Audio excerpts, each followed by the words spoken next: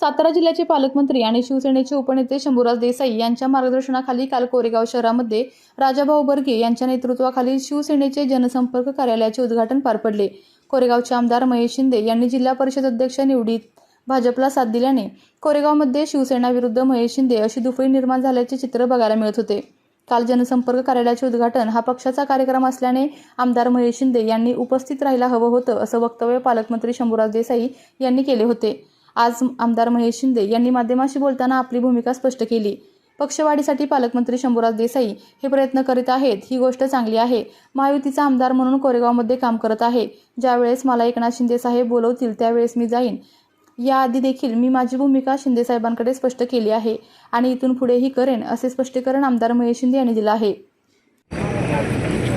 सांगितलं होतं तुम्हाला ज्या दिवशी शिंदे साहेब मला बोलवणार त्या दिवशी आज माझी भूमिका शिंदे साहेबांनी मी आधीही मांडलेली आहे आणि आत्ताही मांडू शकतो।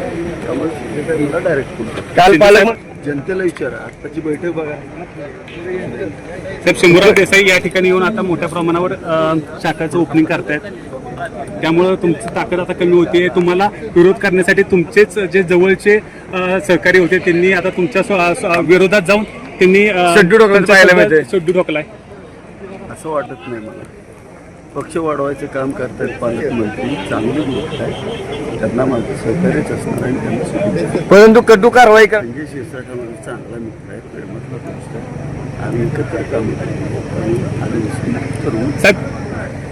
काल सगळ्यात हे बघा, मी पहिल्यांदा सांगितलं इथं आयडेंटिफिकेशन नाही, इथं माझे कार्यकर्ते आणि हे महायुतीचे कार्यकर्ते।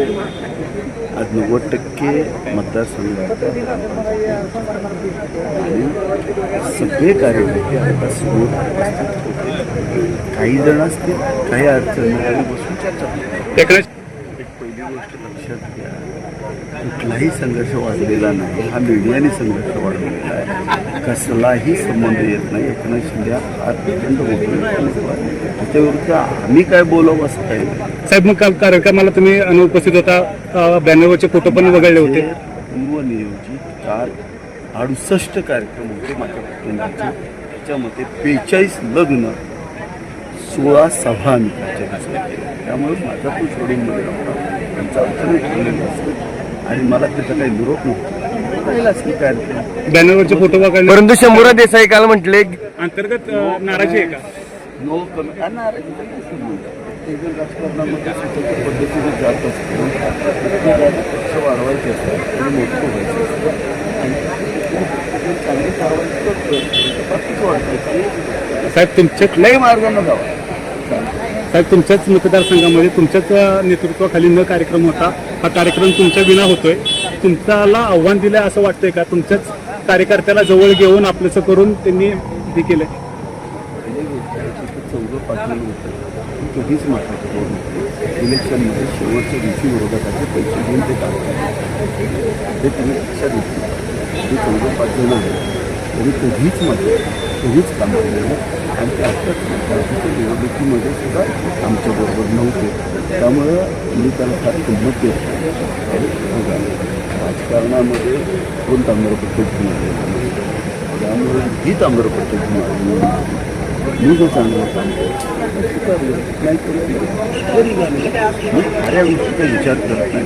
3.5 वर्ष माझ्या ताब्यात तोपर्यंत काम करत राहील, एवढं मात्र। चला, थँक्यू। आपल्या तालुक्यातील जिल्ह्यातील बातम्या सर्वप्रथम पाहण्यासाठी आजच सातारा न्यूजला YouTube चॅनलवर सबस्क्राईब करा, लाईक करा, शेअर करा आणि बेल आयकॉन प्रेस करायला विसरू नका।